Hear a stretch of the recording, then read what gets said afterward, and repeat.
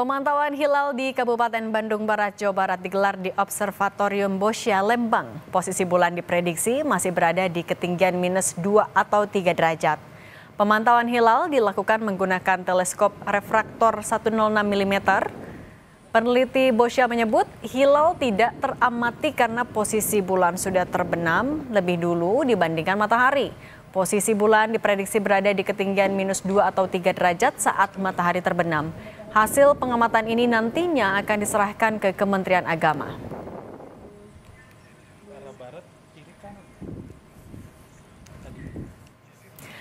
Bagaimana kita memaknai Hari Raya Idul Fitri 1446 Hijriah, kita akan bahas bersama dengan Guru Besar Universitas Islam Internasional Indonesia, Prof. Komarudin Hidayat. Prof, selamat sore. Assalamualaikum. Salam, makasih Sin.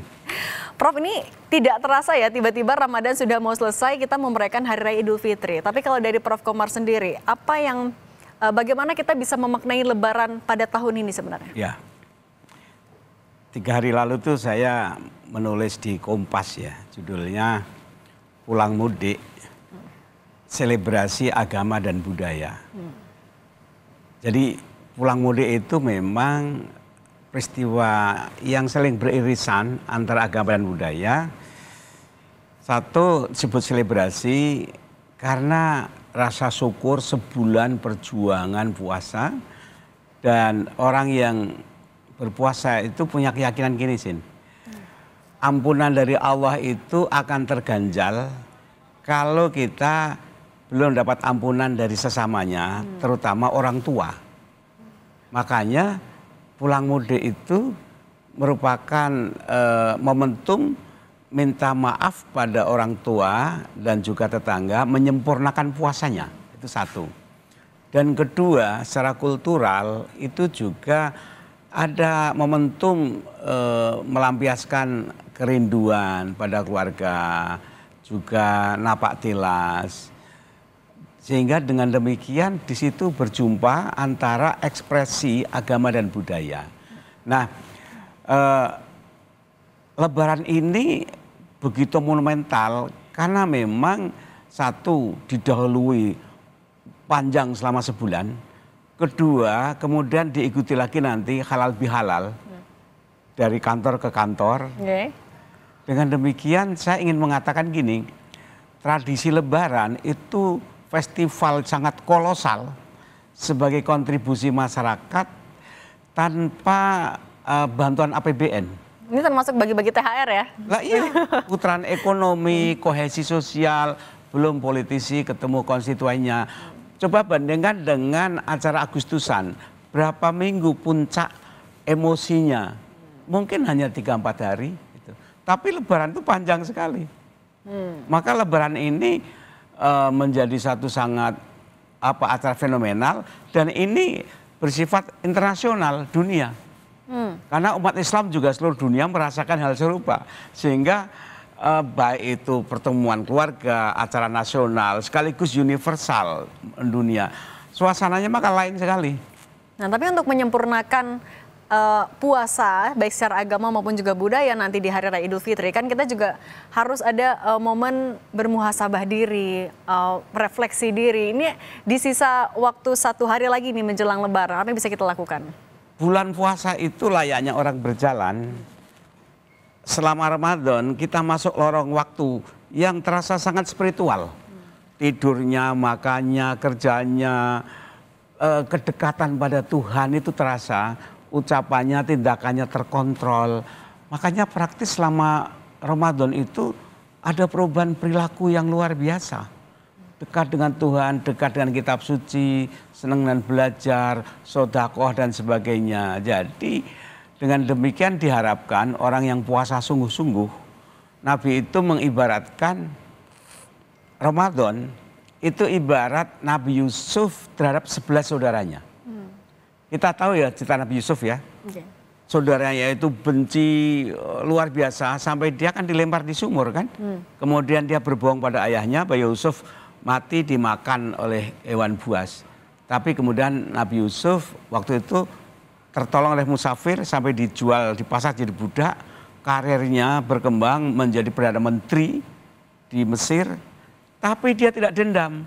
11 saudaranya yang membenci itu dipanggil, dilindungi ekonominya, dibantu, dimaafkan. Nah kira-kira 1 bulan itu semoga mengampuni 11 kekurangan yang lain dan memberi bekal untuk 11 bulan ke depan. Menjadi bekal untuk 11 bulan ke depan. Tapi juga Prof, yang kita sama-sama tunggu kan sidang isbat. Kemungkinan besar lebarannya akan serentak di hari Senin 31 Maret. Nah, apa pesan yang bisa Prof Komarudin sampaikan juga ke seluruh umat muslim yang merayakan? Pertama, umat Islam Indonesia itu membedakan antara ritual dan kultural. Secara ritual keagamaan, umat Islam sudah mulai terbiasa berbeda pendapat. Itu ada baiknya semakin dewasa. Tapi karena ini menyangkut kultural, persiapan makan, minum, pesan tiket dan sebagainya, yang buat heboh itu sebenarnya agenda kulturalnya. Oke, tapi ini seru juga ya? Bikin seru juga tapi. Itu ibu-ibu gimana masaknya. Jadi yang heboh itu kulturalnya. Kalau agamanya sesungguhnya puncaknya kan sholat. Dan sholat itu mau beda nggak apa-apa, udah terbiasa. Tapi dimensi kulturalnya yang buat heboh. Nah, kan juga selain bertepatan bareng-bareng nih serentak lebarannya, kita juga bertepatan dengan Hari Raya Nyepi. Nah, sebenarnya kalau dari secara agama, bagaimana masing-masing agama itu merayakan toleransi, Prof? Ini, di Indonesia itu DNA-nya ada 2, religiusitas dan pluralitas. Jadi Indonesia itu religius sekaligus plural. Mengapa plural? Karena by nature kita itu plural. Etnisnya, bahasanya, budayanya, kepercayaan agamanya. Sehingga kemudian sekarang semakin dewasa, orang itu bisa menghargai perbedaan, tapi sekaligus bisa bertemu, berdialog tentang perbedaan, karena perjumpaan itu dimulai di kampus berbeda, di kantor beda. Jadi perbedaan itu semakin dirasakan. Nah, kemudian secara spiritual gini, Indonesia itu agama sudah menjadi bagian dari kebudayaan nasional. Lihat aja, hari raya nasional yang paling banyak tanggal merah apa? Agama. Oke. Dan yang paling banyak umat Islam. Betul. Yang lain kemudian ikut-ikutan kan. Jadi peringatan hari besar agama itu pun dilakukan oleh presiden di istana. Semakin kokoh budaya itu. Di situ menunjukkan bahwa walaupun pada mulanya ritual, tapi telah masuk pada ranah budaya dan budaya difasilitasi oleh negara, telah menyatu. Nah, tapi untuk merawat toleransi itu antar agama, terutama juga di momen Lebaran, bagaimana caranya agar semua umat agama tuh bisa merasakan festifnya, Prof? Saya melihat sekarang ini toleransi sudah semakin berkembang. Orang biasa untuk mendengarkan perbedaan, yang heboh itu kan di medsos. Tapi masyarakat itu damai sekali lah. Misalnya apa yang Anda masukkan dengan menjaga toleransi? Memang apa yang rusak dari toleransi itu? Saya rasa apa? Semuanya berjalan mulus saja. Dan ini menjadi salah satu yang bisa dipetik di Ramadan tahun ini ya. Toleransi itu yang begitu terasa itu menurut Prof Komar? Enggak, baik Ramadan maupun luar Ramadan, toleransi itu berjalan bagi saya. Kalau toh bareng ada agama apapun juga, itu kan biasa. Contohnya gini, berapa kawan-kawan misalnya Natal ya, kawan-kawan dari pemuda Ansor menjaga gereja agar mereka tekun menjalankan ibadah. Perguruan tinggi Muhammadiyah di Papua mayoritas mahasiswanya non-muslim loh. Sampai-sampai ada ungkapan Kristen Muhammadiyah. Gitu. Jadi ini menunjukkan betapa semakin kokohnya toleransi. Paham-paham yang radikal, yang mengkafir-kafirkan orang lain, saya rasa sekarang semakin berkurang populernya. Nah, bagaimana caranya juga agar kita bisa semakin menekan ketidaktoleransian itu dan semakin ya membawa bahwa Indonesia adalah memang negara dengan banyak suku, dengan banyak etnis dan ada beberapa agama. Seperti apa, Prof? Yang paling penting bagi Indonesia, orang beragama bukan toleransi.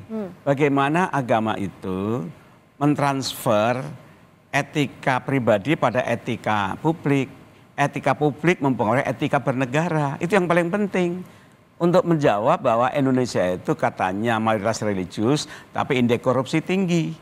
Nah, itu yang lebih penting. Kalau toleransi bagi saya sudah selesai. Yang penting bagaimana menegakkan etika publik dan etika bernegara. Agama harus memberi contoh. Oke. Prof, ini kita kembali lagi ke soal momen Lebaran. Kan Ya. Lebaran juga kental sekali dengan agendanya nih, biasanya habis sholat kan kita maaf-maafan di keluarga, kemudian juga silaturahmi. Sebenarnya keutamaan dari silaturahmi juga mungkin bisa dijelaskan, Prof. Ya, kalau orang Jawa, saya dari Jawa ya, Lebaran itu kan pesta selesai, tasakuran. Makanya diharamkan puasa kan Lebaran itu. Itu berasa syukur. Dan kedua, luber, melimpah. Memberikan zakat, infak, sedekah, senyum, maafan, luber, lalu lebur, menyatu, yang tadi ada jarak, menyatu gitu. Kemudian labur itu semoga jadi putih. Jadi itu sudah menjadi local wisdom. Saya pikir di berbagai suku, tradisi di kita itu Lebaran itu mendatangkan nikmat, rahmat. Berapa teman saya non-muslim bilang, saya berharap puasa itu 3 bulan. Mengapa? Karena bisnis saya omsetnya naik. Oke. Hotel berkembang, restoran, transportasi, jalanan bagus. Jadi Lebaran itu juga telah mendatangkan dampak sosial ekonomi. Kemudian orang non-muslim bilang pada saya itu ngiri lihat orang Islam. Sebulan penuh puasa itu tiba-tiba berubah. Jadwal tidur dirubah, tapi semua dijalani dengan gembira dan terasa sekali puasa itu. Nah sekarang kalau di mal-mal ya, kalau mau buka puasa, kalau Anda tidak booking dulu, nggak akan dapat tempat itu. Penuh ya? Udah penuh semua. Dan yang ikut menikmati bukan hanya orang Islam saja loh. Orang yang non-muslim pun juga ikut merasakan betapa indahnya buka bersama. Ini di kota-kota di New York, di Inggris, di Moskow, iftar itu juga fenomenal sekali. Jadi dengan semakin munculnya atau informasi nyebar seperti ini, semakin selebrasi semakin terasa puasa itu. Nah, tapi untuk kita juga bisa memaksimalkan waktu ketika berkumpul bersama dengan keluarga, kerabat terdekat. Bagaimana caranya, Prof, biar semakin intim, semakin hangat suasananya? Kehangatan itu keluarga, yang lebih penting itu orang yang udah sukses, itu bagaimana ngasih beasiswa pada saudaranya yang nggak mampu, mungkin tetangganya. Jadi kalau pulang itu misalnya orang-orang desa yang sukses di kota pulang membangun ruang sekolah atau public library atau apalah gitu. Jadi harus konkret, jangan hanya sentimental emosi saja. Sebisa mungkin orang-orang kota ketika desa itu ada apa ya, legacy apa yang dihasilkan. Oke, ada legasinya. Nah ini juga Prof, kita sambil lihat yang ada di layar kaca ini adalah persiapan sidang isbat di kantor Kementerian Agama Jakarta yang rencananya akan dimulai pada pukul 16.30 waktu Indonesia Barat. Dan nantinya juga akan diikuti ada seminar Ruqyat Hisab, kemudian juga laporan hasil ruqyat di 33 titik. Kita akan hadirkan informasinya usai jeda sesaat lagi.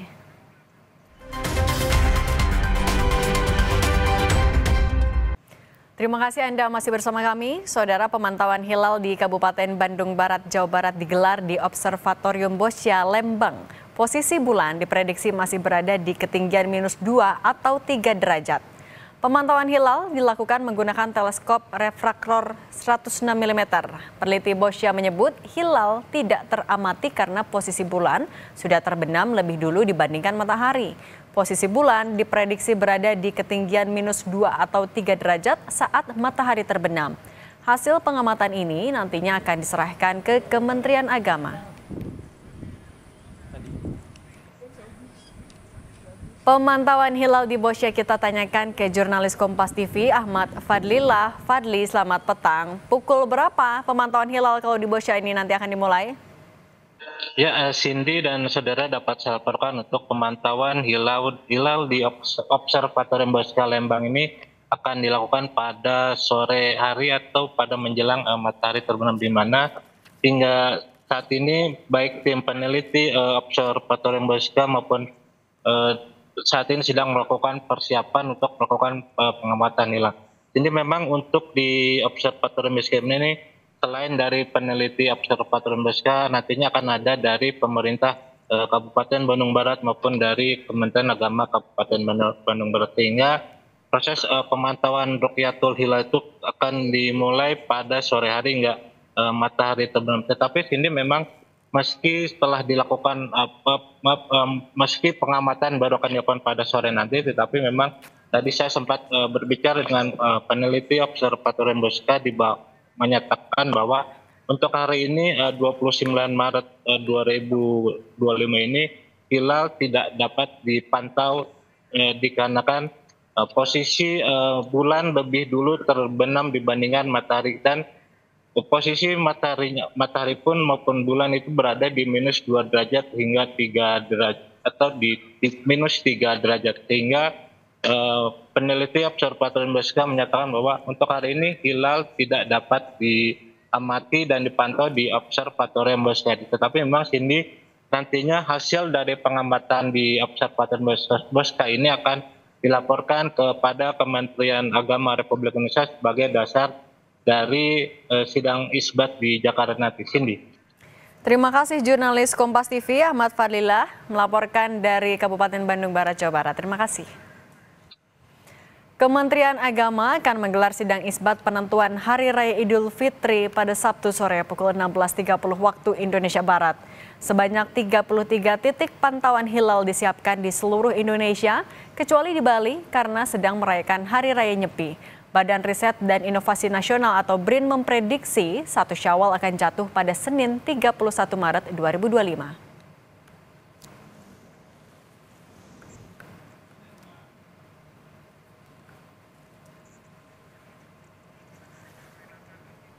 Sudah ada jurnalis Kompas TV Renata Panggalo dan juru kamera Aufa Farid di kantor Kementerian Agama RI untuk memantau seperti apa persiapan sidang isbat. Renata, seperti apa persiapannya? Siapa saja juga sudah terlihat hadir di kantor Kementerian Agama? Selamat petang Cindy dan juga saudara, sampai saat ini memang Kementerian Agama masih melakukan serangkaian persiapan jelang agenda sidang isbat yang dijadwalkan akan mulai pada pukul 16.30 waktu Indonesia bagian Barat. Sudah mulai terlihat nampak tamu-tamu undangan yang turut diundang dalam rangkaian agenda sidang isbat ini, dan memang ini digelar di auditorium Kementerian Agama tempat kami melaporkan. Dan terkait dengan agenda sidang isbat ini memang dia terbagi atas 3 agenda Cindy dan juga saudara. Yang pertama adalah seminar posisi hilal yang rencananya akan digelar pada pukul 16.30 waktu Indonesia bagian Barat. Seminar ini akan membahas mengenai metode-metode yang akan digunakan dalam menentukan awal bulan Syawal, seperti metode hisab atau perhitungan astronomi dan metode rukyat atau pemantauan hilal. Dalam hal ini Kementerian Agama juga turut mengundang sejumlah pihak seperti perwakilan Duta Besar Negara Sahabat, kemudian ada ahli falak dan perwakilan ormas Islam seperti MUI, NU, Muhammadiyah, dan lain-lain untuk mendengarkan pandangan mereka mengenai pemantauan hilal yang akan dilakukan pada hari ini. Dan turut diundang juga beberapa badan terkait seperti LAPAN, BMKG, BRIN, Planetarium Bosca, dan instansi lainnya. Setelah seminar posisi hilal nantinya akan turut digelar yang menjadi agenda utama, yakni sidang isbat yang akan digelar atau dijadwalkan mulai pada pukul 18.30 waktu Indonesia bagian Barat. Sidang isbat ini memang tertutup dan kita akan tunggu hasilnya dalam konferensi pers yang langsung dipimpin oleh Menteri Agama Nasaruddin Umar. Konferensi pers sendiri dijadwalkan akan digelar pada pukul 19.05 waktu Indonesia bagian Barat, dan tentunya hasilnya ini akan menjadi pedoman bagi umat Islam dalam merayakan Hari Raya Idul Fitri 2025. Sejauh ini memang yang kita ketahui bahwa dalam memantau atau penetapan 1 Syawal 1446 Hijriah ini menggunakan kriteria Mabims, dan menurut kriteria Mabims ini Imkanur Rukyat dianggap memenuhi syarat apabila posisi hilal ini sudah mencapai ketinggian 3 derajat dengan sudut elongasi 6,4 derajat. Dan kalau dari informasi terakhir dari Dirjen Bimas Islam Kementerian Agama yakni Abu Rohmat mengatakan kemungkinan hilal belum terlihat hari ini, sehingga diprediksi Hari Raya Idul Fitri ini kemungkinan besar akan dirayakan pada tanggal 31 Maret 2025. Tapi tentu kita tidak bisa mendahului, masih akan dilakukan berbagai tahapan dalam sidang isbat, dan tentu juga ini berdasarkan hasil pemantauan dari 33 titik yang tersebar di seluruh Indonesia. Jadi kita nantikan bagaimana rangkaian agenda sidang isbat ini akan digelar, rencananya akan mulai dengan seminar posisi hilal yang akan dimulai pada pukul 16.30 waktu Indonesia bagian Barat. Kembali kepada Anda, Cindy. Terima kasih jurnalis Kompas TV Renata Panggalo dan juru kamera Aufa Farid dari kantor Kementerian Agama. Kita lanjutkan dialog bersama dengan Prof. Komarudin Hidayat, Guru Besar Universitas Islam Internasional Indonesia. Prof. Komar, kan kalau kita ngomongin juga soal Lebaran yang kental sekali juga kulturalnya adalah bagi-bagi THR. Nah ini juga sebenarnya adalah sesuatu yang seperti apa dimaknainya kalau dari secara agama juga? Ya, ini multidimensi ya. Dari segi agama itu punya makna berbagi kebahagiaan, bisa sedekah, bisa juga infak, bisa juga tadi memberi kegembiraan pada anak-anak, pada orang tua. Kalau kita ketemu anak dan anak kita kasih uang, yang gembira kan orang tuanya kan? Iya, betul. Gitu. Jadi itu juga menggembirakan anak sekaligus orang tuanya. Semoga itu kan punya nilai ibadah. Sisi lain lagi-lagi ini dimensi kultural bahwa orang Indonesia tuh dikenal filantropik loh, senang berbagi. Itu terkenal. Jadi ketika ada bencana alam itu spontan. Nah, begitupun ketika acara seperti ini tidak hanya umat Islam saja loh. Tradisi dalam Chinese itu juga mau Kristiani apa, itu momentum gathering, social gathering itu, keluarga, itu momentum untuk berbagi. Jadi itu bisa dirasakan mudah dipahami oleh semua kelompok, karena itu dimensi kemanusiaan, kultural. Nah, tapi lebih-lebih bagi umat beragama, itu punya nilai. Oleh karena itu, salah satu minimal sekali, itu kan bayar zakat dan fitrah. Ya, betul. Tapi dalam Al-Quran, itu minimal, perintah agama lebih dari itu, yaitu sedekah. Peduli pada orang lain. Tidak cukup, ini ukuran iman. Misalnya coba bayar fitrah berapa? Harga beras ya? Iya, itu ukuran iman, itu kan tiga porsi makan kan? Itu kan orang miskin. Tapi kalau ada orang yang biasa gaya hidupnya mewah, sekali makan 500.000, maka fitrahnya kan mestinya 1 juta lebih. Oke. Jadi masa saya membayar fitrah menghargai diri saya hanya 50.000 itu sesungguhnya ukuran iman. Minimalis lahiriah memang berapa ya? 50.000 atau berapa ya? Ya kurang lebih segitu ya, Prof. Iya, dan mestinya malu lah. Kelas menengah itu masuk fitrahnya segitu, itu kan malu itu. Oke, nah Prof, selain juga bagi-bagi THR yang saat ini sedang dirasakan banyak sekali masyarakat lah juga momen mudik. Nah, kalau momen mudik ini gimana Prof, agar kan masih puasa, agar yang sedang di perjalanan puasanya tetap bisa sempurna, tapi juga tetap bisa selamat sampai ketemu dengan keluarga. Gimana sih penjelasannya kalau secara budaya juga, ekonomi, secara agama? Saya pernah mengalami pulang mudik Lebaran sebelumnya. Ketika terjadi meludak kendaraan, dempet-dempetan, itu damai sekali loh. Lebih-lebih ketika Lebaran, itu nggak ada wajah beringas. Nggak ada yang klakson-klakson nggak sabar juga ya? Ketika berhenti mereka pada berbagi. Beda bayangkan ketika misalnya orang kumpul pertandingan Persija sama Persib. Sepak bola lah ya, Prof. Oke. Wah, itu keamanannya luar biasa loh. Karena pembawaannya itu persaingan. Nah ini tidak, yang ada itu berbagi kebahagiaan. Jadi walaupun ramai, mereka tidak beringas. Begitupun ketika mereka pulang mudik sebelum Lebaran, suasana saling membantu. Misalnya di pinggir jalan kan ada tempat peristirahatan, kemudian layanan. Itu mereka dengan ramah. Jadi suasana memang suasana ramah. Ramadan pulang mudik itu suasana gembira dan ramah. Nah itu gimana caranya agar suasana ramah gembira itu bisa jadi bekal selama 11 bulan ke depannya juga, Prof? Ya itu satu ada memang gini, saya amati sekarang ini mungkin pengaruh intensitas frekuensi dakwah-dakwah agama atau mungkin orang jenuh dengan politik lelah ya, sehingga mereka kemudian kompensasinya lebih pada agama. Ketika malam likuran mau iktikaf, masjid-masjid itu penuh. Bahkan Masjidil Haram itu penuh sekali, lebih penuh dibanding bulan haji katanya. Nah, yang kedua sekali lagi, yang lebih penting dari pesan Idul Fitri itu bagaimana orang Islam, baik yang duduk di pemerintahan, duduk di politik, duduk bisnis, mari membangun etika publik. Jangan sampai kemudian selama Ramadan menahan diri, tapi pasca Ramadan kumat lagi. Ya, itu. Jadi etika publik itu dikawal oleh institusi negara. Ada survei kan mengatakan Indonesia itu religius tapi korupsi tinggi. Coba bandingkan negara sekuler, Singapura, Finlandia, Cina, Australia. Mereka nggak ngomong agama, tapi korupsi rendah. Mengapa? Karena negara mengawal etika publik. Yang melaksanakan pemberantasan korupsi itu lembaga negara, bukan lembaga agama. MUI nggak punya kewenangan, kompetensi berantas korupsi. Apa kewenangan dia? Lembaga gereja juga nggak punya. Jadi di sini ada etika individu, etika sosial komunal. Itu tokoh-tokoh agama, guru-guru bisa ya menjaga. Tapi kalau udah masuk wilayah sana, itu tugas negara.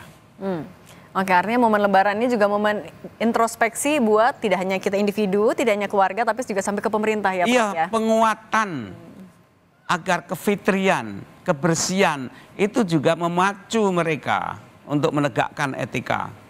Gitu. Oke, Prof, kita juga bahas dulu soal besok kan kita mau menuju Lebaran. Sebenarnya kalau mungkin bisa dibantu juga jelaskan kepada masyarakat. Apa saja ibadah yang bisa kita maksimalkan di malam jelang Lebaran sampai nantinya Hari Raya Idul Fitri? Ya pertama jangan lupa zakat fitrahnya. Orang majikan ya, walaupun saat istilah majikan itu kurang pas ya. Tapi orang bekerja di situ secara rumah tangga itu tanggung jawab bosnya lah untuk membuat pembayar fitrahnya, anak-anaknya jangan sampai lupa fitrah itu. Dan kedua di luar fitrah atau bersama fitrah itu cobalah peduli pada tetangga-tetangga sehingga tetangga itu merasakan keberadaan Anda. Kalau Anda merasa sukses dapat rezeki, tetangganya juga merasakan. Itu. Kemudian dengan melihat situasi ekonomi yang seperti ini, coba ada gerakan misalnya anak asuh, itu kelanjutan dari tadi. Rasa syukur itu jangan hanya rasa syukur puncaknya pas Lebaran saja. Tapi sepanjang tahun ke depan coba diwujudkan rasa syukur itu dengan kepedulian pada anak yatim, anak-anak yang putus sekolah dibantu. Nah, mungkin juga bisa dijelaskan Prof, keutamaan berzakat, infak, sedekah kepada sesama, terutama untuk yang lebih dekat dulu, keluarga maupun juga tetangga terdekat. Seperti apa ya? Karena salah satu hikmah zakat sedekah itu bukan sekedar yang penting mengeluarkan, tapi membebaskan orang yang miskin. Makanya ada lazis, ada bajis, itu bagaimana sasarannya lebih produktif, konstruktif, berkesinambungan, bukan yang penting aku lunas. Nah kalau orang sholat, yang penting aku melaksanakan, itu selesai kan? Aku puasa selesai. Tapi kaitannya dengan materi, itu sungguhnya dipertimbangkan bagaimana membantu mengentaskan orang-orang yang tertindas. Jadi fungsi sosialnya itu dirasakan. Kalau sholat itu fungsi sosialnya kan kurang. Itu untuk lebih ke dalam diri sendiri, lebih tenang gitu. Tapi dampak sosialnya kan diharapkan ibadah itu ada dampak sosialnya. Nah itu salah satu adalah dengan zakat, infak dan juga sedekah. Ya. Oke Prof, kita juga lihat dulu situasi terkini di kantor Kementerian Agama Jakarta. Jelang dilaksanakannya seminar nasional Hisab dan Ruqyat yang kalau dari jadwal akan dimulai pada pukul 16.30 waktu Indonesia Barat, dilanjutkan dengan laporan hasil ruqyat di 33 titik pantauan di seluruh Indonesia. Kita akan hadirkan lagi informasi lebih lengkapnya usai jeda, tetap di Breaking News Kompas TV.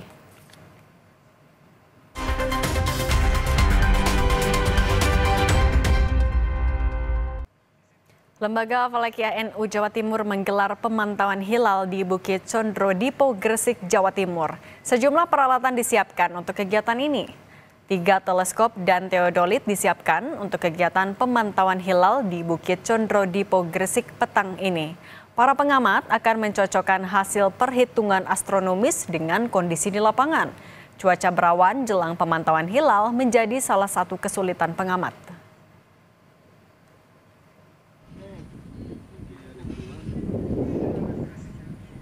Sudah ada jurnalis Kompas TV yang ikut memantau hilal di Gresik dan Jakarta. Kita ke Gresik terlebih dahulu. Ada jurnalis Kompas TV Alfian Rahman dan juru kamera Cilmi Ardianto Fani di Bukit Condro Dipo Gresik. Alfian, selamat petang. Seperti apa persiapan pantauan hilal di sana?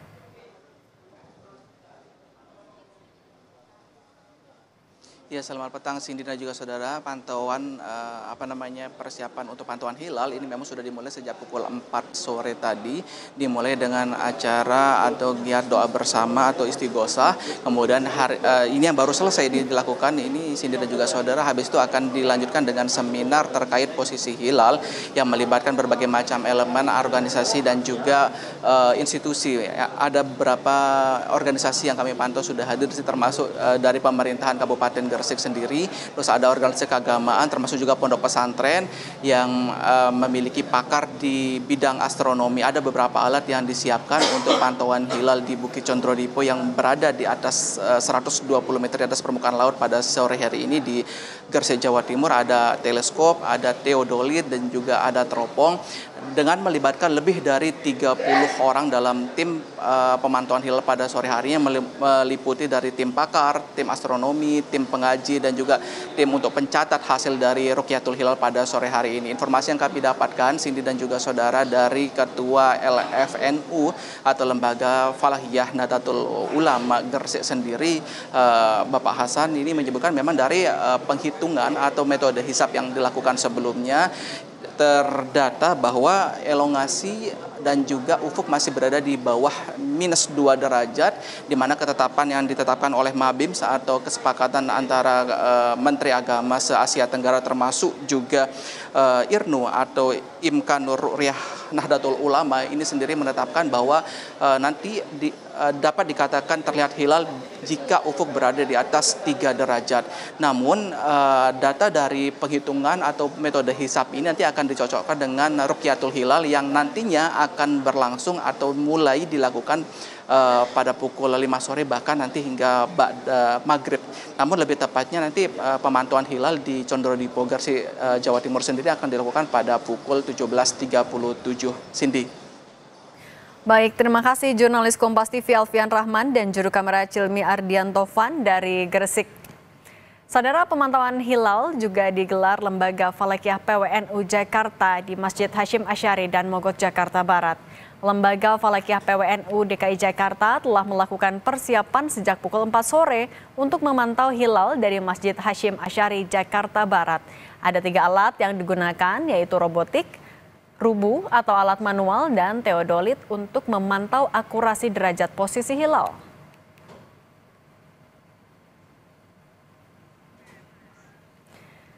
Kita sapa jurnalis Kompas TV Tata Novasiliana dan juru kamera Andika Ahadiat di Masjid Hashim Asy'ari. Tata, selamat petang. Bisa Anda ceritakan bagaimana persiapan di sana, rangkaian yang sedang berlangsung di sore hari ini seperti apa?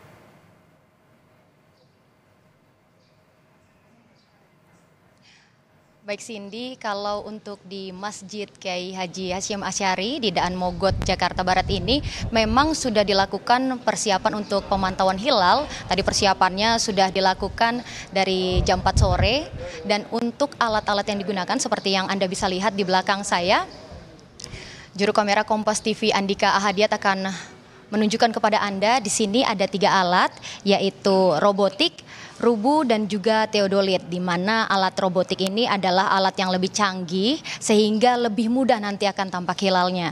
Kemudian ada juga teodolit untuk memastikan akurasi dari derajat hilal, dan juga ada rubu yaitu alat manual. Dari ketiga alat ini kemudian hasil pantauan hilalnya akan nanti dilaporkan ke PBNU, dan untuk di sini ada 10 orang tim pemantau hilal dari Lembaga Falakiyah PWNU DKI Jakarta. Dan tentunya masih terus akan dipantau sampai nanti sekitar habis maghrib untuk mengetahui apakah hilal sudah terlihat pada sore hari ini atau malam hari nanti. Cindy. Tata, tapi kalau untuk di Jakarta Barat cuacanya seperti apa?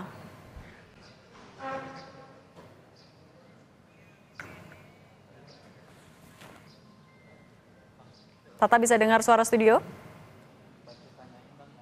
Cindy, baik, untuk kalau misalnya nanti, Cindy boleh diulangi pertanyaan Anda? Oke. Cuaca biasanya jadi kendala dalam pemantauan hilal. Tadi di beberapa lokasi ada yang dilaporkan cukup berawan. Nah, kalau untuk di Jakarta Barat seperti apa?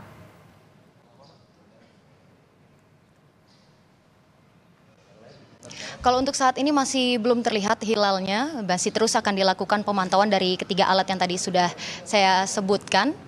Dan tentunya ini masih akan terus dipantau oleh 10 tim dari Lembaga Falakiyah PWNU DKI Jakarta. Begitu Cindy. Baik, terima kasih jurnalis Kompas TV Tata Novasiliana dan juru kamera Andika Hadiat.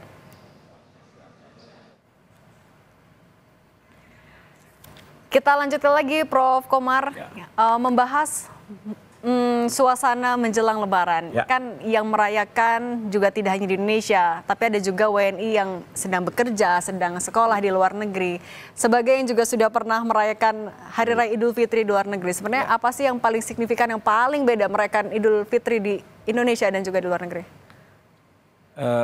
Pertama gini ya, kita itu tidak sekedar sebagai anak kandung orang tua kita, tapi kita itu anak kandung budaya. Dan budaya itu semakin kental melekat ketika berkaitan dengan agama. Jadi budaya agama itu pengaruhnya kuat dalam diri tiap orang, termasuk pada diri saya. Oleh karena itu ketika pas Lebaran luar negeri, itu ada rasa terjauh, jauh terpisah dari keluarga. Mengapa saya nggak bisa kumpul merayakan bareng gitu. Itu rasa sepi, jadi melankolis itu ada. Makanya ketika Lebaran, KBRI biasanya itu mesti open house, anak-anak Indonesia yang luar negeri itu kumpul jadi satu, makan-makan, ketika sarapan misalnya, sarapan itu juga akan kerinduan tersendiri, udah lama nggak sarapan pagi, kemudian makan gratis lagi, ketemu kawan-kawan, selebrasi dalam suasana yang hatinya itu lapang, nggak ada urusan birokrasi kedinasan. Makanya di luar negeri itu kalau pas Lebaran, ya hiburannya ketemu dengan sama warga Indonesia. Dan itu mengobati, walaupun ada yang hilang, tapi setidaknya terobati ketemu dengan sama warga Indonesia itu. Nah, apa rangkaian yang biasanya paling ditunggu nih ketika pelajar Indonesia yang di luar negeri atau pekerja yang sedang di luar negeri, yang paling ditunggu di acara-acara dari KBRI itu apa sih? Tergantung, kalau entah pekerja atau pelajar itu banyak tersebar, mereka di masing-masing wilayah itu mesti ada gathering, halal bihalal itu. Tapi kalau sebuah negara yang kecil, saya pernah juga ya di Amerika, pernah di Turki, yang waktu itu belum banyak, maka pusatnya itu di kedutaan. Jadi orang datang ke situ, sholat bersama. Jangan lupa ya, KBRI di luar negeri itu sholat tarawih, itu lebih dikenal disiplin melaksanakan sholat tarawih itu KBRI ya, bukan kedutaan Timur Tengah. Jadi ini menarik ini fenomena ini. Jadi orang Indonesia itu ternyata setia menjaga ritual. Dan termasuk ketika Idul Fitri itu tadi makan bareng, kemudian rekreasi, jadi makan, ketemu sama-sama kawan, rekreasi, itu satu paket. Sebagaimana orang Betawi kan gitu kan, kalau Lebaran setelah ketemu dengan saudaranya, sorenya atau hari berikutnya kan rekreasi kan. Tapi kalau berarti dari pengalaman sebenarnya orang Indonesia itu supel ya, gampang sekali untuk dekat juga dengan sesamanya yang ada di luar negeri, ya dengan momen Lebaran ini jadi semakin erat lagi ya. Satu memang senang kumpul-kumpul orang Indonesia itu, tapi jeleknya apa? Kalau ada gathering internasional, itu orang Melayu kumpul sama Melayu, jarang lebur. Keduanya, orang kita itu senang kumpul dan memang itu dikenal senang kumpul. Hanya problemnya tadi, komunalisme itu tinggi, tapi kadang-kadang kalau ada orang ingin progresif, itu dia harus tenggang rasa, menyesuaikan yang lain. Jadi larinya jangan cepat, lah nunggu yang lain. Kalau yang lambat agak cepat dikit. Karena situasi seperti ini kemudian mendorong mediocre. Nah, tapi kembali ke Lebaran pulang mudik Indonesia gini ya, Sin ya. Sekarang ini ada generasi hibrida. Orang tuanya itu lintas etnis, suku ini, suku ini. Mereka tidak tahu bahasa daerah. Mereka taunya bahasa Indonesia. Nah, ketika Lebaran mereka pulang mudik, ini positif. Agar anak-anak yang hybrid generation ini tahu akar sosial ayahnya, lain kali Lebaran ke ibunya, biar tahu akal sosial ibunya. Dan mereka juga tidak terserabut. Tahu silsilahnya sendiri. Nah, kita juga kembali lihat ya Prof. Komar, ini di kantor Kementerian Agama sudah hadir Menteri Agama Nasaruddin Umar, yang artinya untuk rangkaian pertama, agenda pertama itu seminar nasional Hisab Rukyat juga akan dimulai sesaat lagi. Nanti tadi kalau dari laporan jurnalis Kompas TV untuk konferensi persnya tampaknya akan sekitar jam 7-an ya. Biasanya jam 7 sampai setengah 8 akan disampaikan untuk penetapan Lebaran 2025. Informasi lebih lengkap akan kami hadirkan sesaat lagi. Tetap di Breaking News Kompas TV.